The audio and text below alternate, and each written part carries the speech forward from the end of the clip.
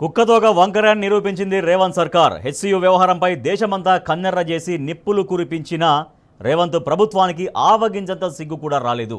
చేసిన తప్పుకు సిగ్గుపడకపోగా అడ్డం పొడుగు బుకాయించేందుకు తప్పు మీద తప్పు చేస్తోంది ప్రభుత్వం.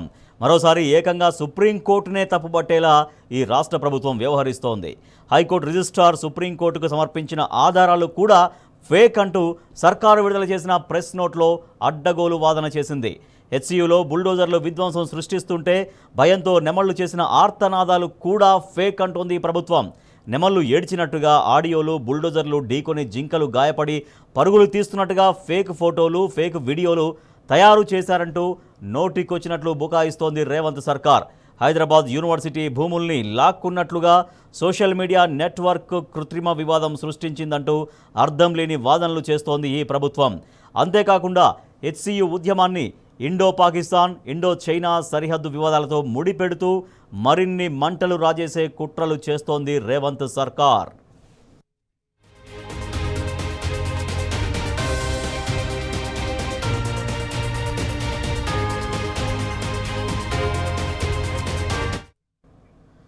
అర్ధరాత్రి రేవంత్ పంపిన బుల్డోజర్లు పచ్చటి ప్రకృతిలో విధ్వంసం సృష్టిస్తుంటే నెమళ్లు ఆర్తనాదాలు చేసింది నిజం.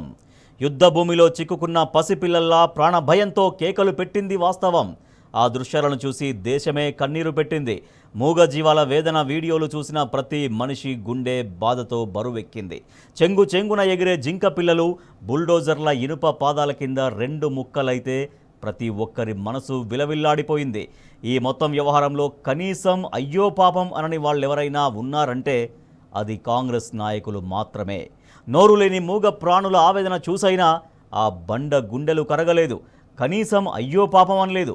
అలాంటి కరకు కాంగ్రెస్ నాయకులు వన్యప్రాణుల రోదనను ఫేక్ అని ఏఐలో క్రియేట్ చేశారని అడ్డమైన కూతలు కూస్తే తెలంగాణ సమాజమే కాదు, యావత్తు దేశమే భగ్గుమంటోంది.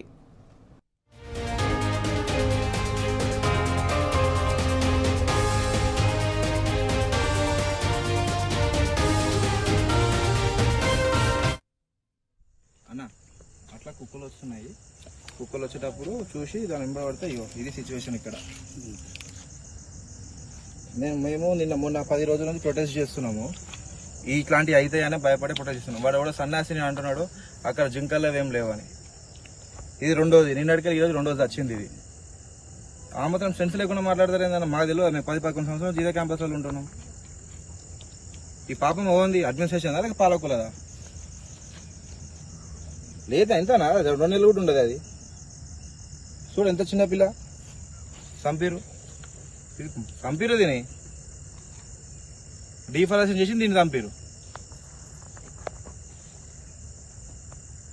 ఇప్పుడు ఇట్లా బయటికి వచ్చింది, ఇది ఇంకా రాని అన్నాం.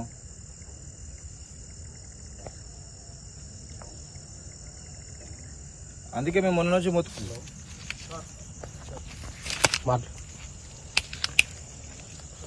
ఎవరే ఇప్పుడు దీని కారణం ఎవరు? యూనివర్సిటీ అఫీషియల్సా లేకపోతే తెలంగాణ గవర్నమెంటా? ఏ సార్ని అడగాలి? ఒకటి నిన్న ఒక సన్యాసి ఒకటి అసలు జింకలు లేవిడు అన్నాడు. సన్యాసి వాడు ఒకడు.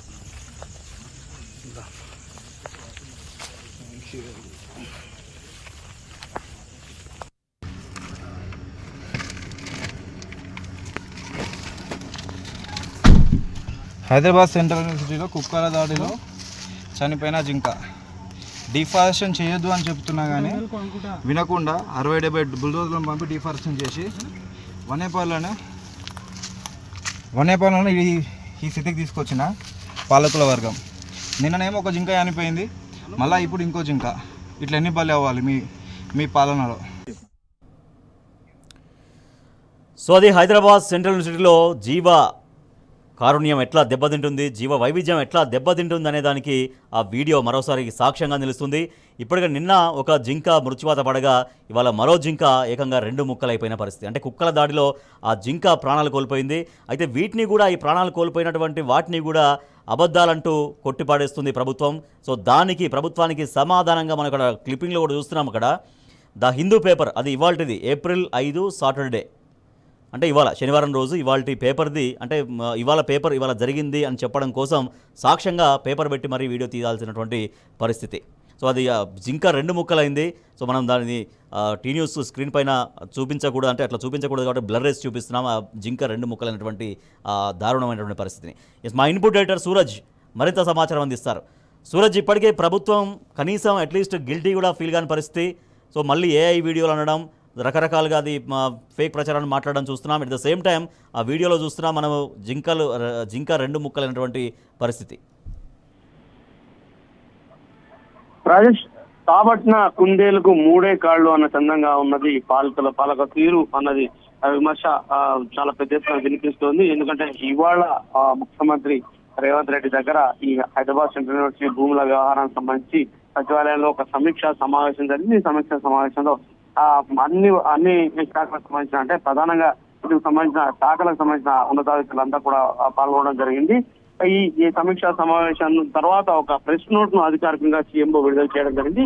ఈ ప్రెస్ నోట్ సారాంశం చూస్తే కనుక హైకోర్టు రిజిస్ట్రార్ నివేదికను ముఖ్యమంత్రి తప్పుపట్టినట్టుగా సమావేశంలో ఈ ప్రెస్ నోట్ ద్వారా వెల్లడవుతున్నట్టుగా విశ్లేషకులు భావిస్తున్నారు. ఇక హైదరాబాద్ సెంట్రల్ యూనివర్సిటీ భూములపై సమీక్షలో మరొకసారి కోర్టు తీర్పులను తప్పుపట్టేలా ఆయన ఆరోపణలు చేశారని చెప్పేసి కూడా ఒక అభిప్రాయం వ్యక్తం అవుతుంది.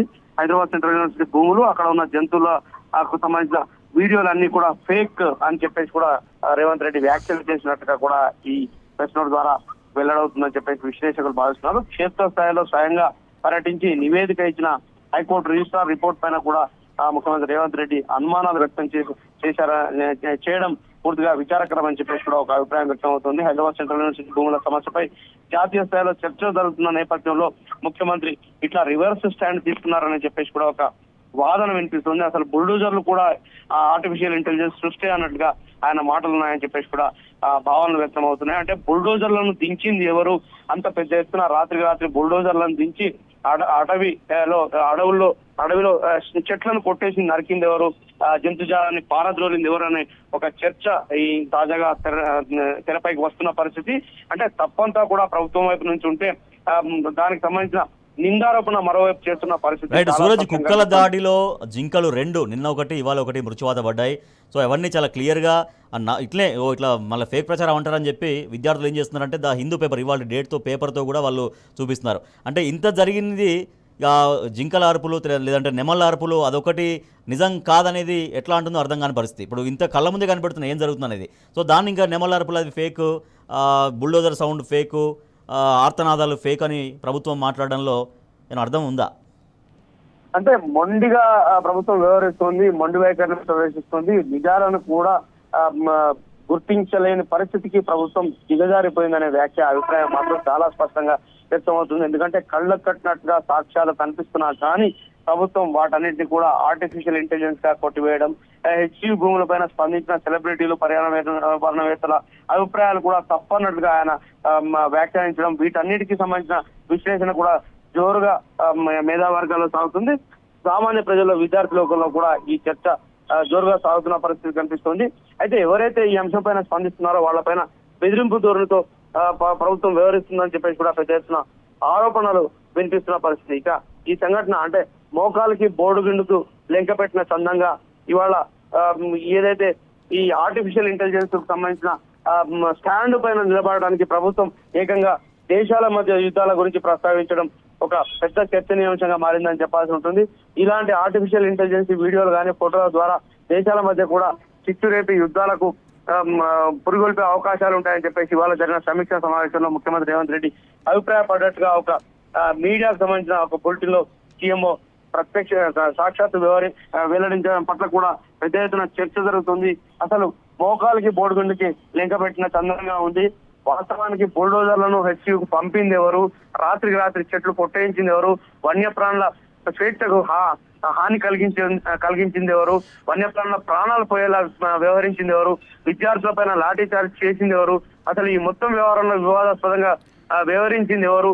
సుప్రీంకోర్టు మొట్టికాయలు వేసింది ఎవరికి? వీటన్నిటినీ మరిచి దేశాల మధ్య యుద్ధం కావచ్చు, లేదా ఈ ఆర్టిఫిషియల్ ఇంటెలిజెన్స్ ద్వారా మరొక రకంగా అల్లర్లు సృష్టించే అవకాశాలు ఉంటాయని చెప్పేసి కూడా ఇవాళ సమీక్షలో చర్చ జరగడం అనేది కొంత వివాదాస్పదంగా మారుతుంది. వాస్తవానికి ముఖ్యమంత్రి ఇవాళ జరిగిన సమీక్షా సమావేశంలో సుప్రీంకోర్టుకు దాఖలు చేయాల్సిన అఫిడవిట్ గురించి చర్చించవచ్చు.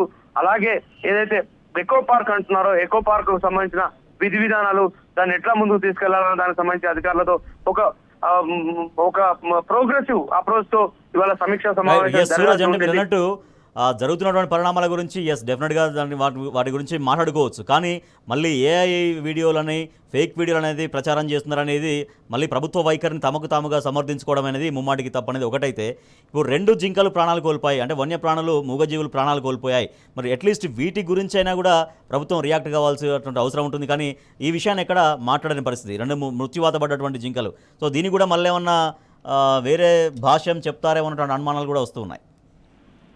ఈ భవిష్యత్తులో చెప్పడం కాదు, ఇప్పటికే రకరకాల భాషలను ప్రభుత్వం తరఫున వినిపిస్తున్నారు. ఈ ఆర్టిఫిషియల్ ఇంటెలిజెన్స్ ద్వారా ఈ మొత్తం చిత్రాలను కావచ్చు, లేదంటే ఆర్టిఫిషియల్ ఇంటెలిజెన్స్ ద్వారా ఫోటోలను కావచ్చు, వీడియోలను కావచ్చు సృష్టిస్తున్నారని చెప్పేసి ఇప్పటికే ప్రభుత్వ వర్గాలు బయటకు మీడియాకు లీకులు ఇస్తున్న పరిస్థితి మనం చూస్తూనే ఉన్నాం. ఇవాళ నిజమైన వీడియోలను కూడా తప్పట్టే పరిస్థితికి ఇవాళ పాలకులు దిగజారిపోయారని చెప్పేసి ఆరోపణ చాలా స్పష్టంగా వినిపిస్తుంది. వాస్తవాలను గుర్తించకుండా పూర్తిగా కళ్లకు పొరలు గమ్మిన చందంగా ఇవాళ పాలకులు వ్యవహరిస్తున్నారని చెప్పేసి కూడా పెద్ద ఎత్తున విమర్శలు వినిపిస్తున్నాయి.